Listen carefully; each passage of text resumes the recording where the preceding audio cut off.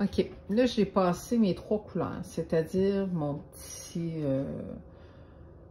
brun banc de sable, mon petit jaune néon, ainsi que mon crème. Là, ce que je fais, c'est que je me suis mis dans un petit pot comme ça. Excusez, j'accroche dans mon fil. Dans un petit pot comme ça, j'ai mis une petite éponge et il y a du solvant dans le fond. Je me prends un Q-tip. Je préfère ça aux estompes. Je me prends un Q-tip et je vais juste mouiller un petit peu mon Q-tip.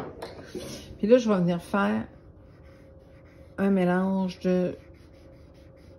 Je m'assure de bien passer partout. Et ça, oui, je peux peser plus fort. Il faut que je vois mes couleurs se mélanger.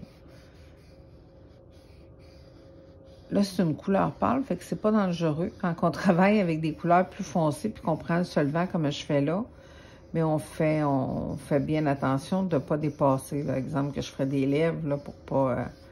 parce que, honnêtement, c'est super le fun, le solvant. Par contre, quand on dépasse, j'ai pas trouvé la façon d'effacer la coloration qui dépasse avec le solvant. J'ai rien trouvé pour réussir à effacer ça. Fait qu'il faut être poli. Là, ce qu'on voit comme à côté, c'est des petites traces, mais ça, c'est le solvant, ça sèche très rapidement. Tant qu'il n'y a pas de coloration, là, ça va bien. Puis, contrairement au crayon, ça n'a pas d'importance le sens dans lequel je vais venir solver. Des fois, je vais même faire exprès d'aller à sens contraire pour essayer d'enlever les coups de crayon le plus possible. Là, en le faisant, je réalise que je suis peut-être allée un petit peu fort sur mon jaune néon. Fait que ce que je vais faire, mais que j'ai terminé, là, je vais reprendre mon petit brun de sable. Puis c'est lui que je vais venir à repasser un petit peu, probablement un petit peu partout, là.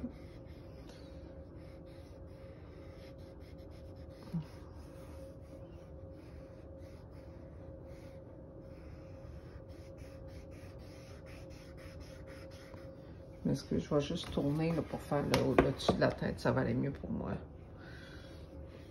Je vais venir faire ça comme ça. On s'assure que tout est solvé. On le voit bien quand on a passé, là, ça fait comme mouillé.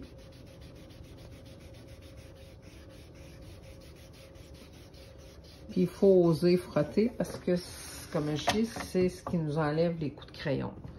Fait que si on veut que ça paraisse le moins possible, ben c'est avec le solvant.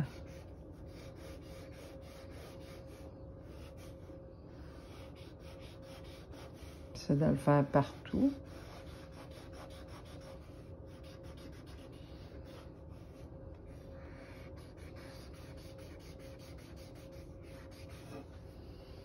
Fait que je m'armouille dans mon petit solvant.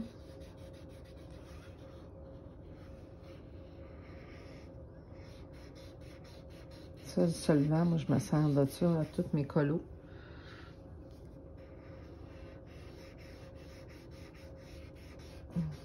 Comme je dis dans mes ateliers, c'est le petit liquide magique. C'est celui qui permet d'effacer les coups de crayon, là. Bien sûr, tant qu'on n'insiste pas trop fort sur nos crayons, parce que...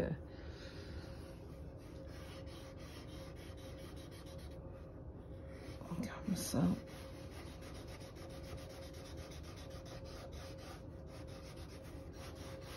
Donc, là, on a un aperçu de ce qu'ont l'air mes petits cheveux.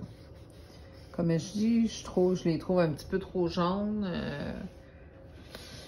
Fait que ce que je fais, je reprends mon petit brun. Je vais l'aiguiser par contre, je me trouve le bruit. Moi, j'aime bien travailler avec une mine vraiment toujours bien effilée. Quand je dis bien effilée, là, c'est le cas de le dire. Fait que ce que je fais, parce que là, je vais fermer la caméra, mais je vais en faire un petit bout, là. Je vous montre que je repasse par-dessus tout ce que j'ai déjà fait. Fait que, même où j'ai passé le petit jaune, le petit crème, je vais venir donner un petit côté dessus. Juste pour... Fait qu'elle va être une petite châtaine blonde, là. On va quand même voir bien l'accent du blond qui va aller là. Puis je vais venir reselever quand je vais avoir terminé.